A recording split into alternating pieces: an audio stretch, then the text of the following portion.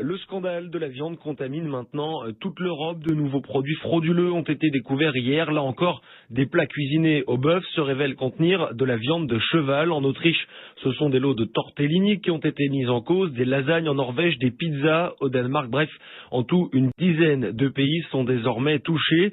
Les 27 membres de l'Union européenne ont adopté hier soir un plan. Il s'agit de multiplier les tests dans cette filière pour déterminer l'ampleur de l'escroquerie. Reste une question, que faire de tous ces aliments retirés des rayons, mais a priori propres à la consommation? Plusieurs associations caritatives ont une petite idée là-dessus, Anna Piekarek.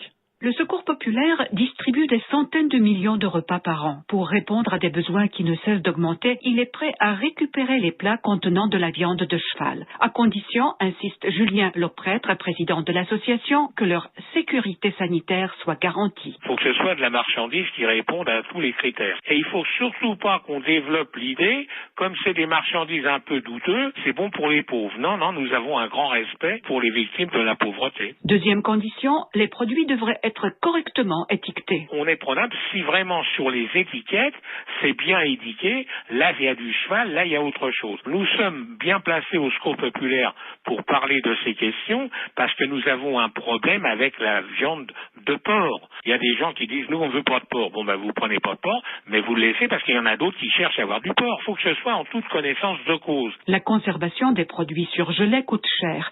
Le Secours populaire s'engage à en assumer les conséquences. On fera appel à des grandes entreprises qui disposent de frigos, des sociétés de transport qui ont des camions frigorifiques. L'essentiel, c'est que de la bonne marchandise ne soit pas jetée au moment où il y a des gens qui meurent de faim dans notre pays. Pour l'instant, rien n'est encore décidé. Les associations et les supermarchés attendent la fin de l'enquête. Anna Piekarek, dans l'actualité économique, nous ne déterminerons pas de